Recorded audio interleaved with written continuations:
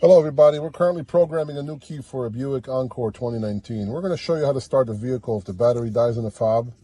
And when you press the push to start button and it shows no key detected, simply put the key in the cup holder right there. There's two cup holders.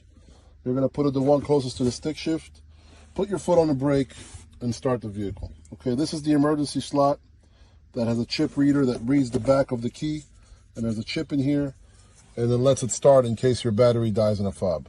Once again, 2019 Buick Encore, how to start your vehicle. Thanks, guys.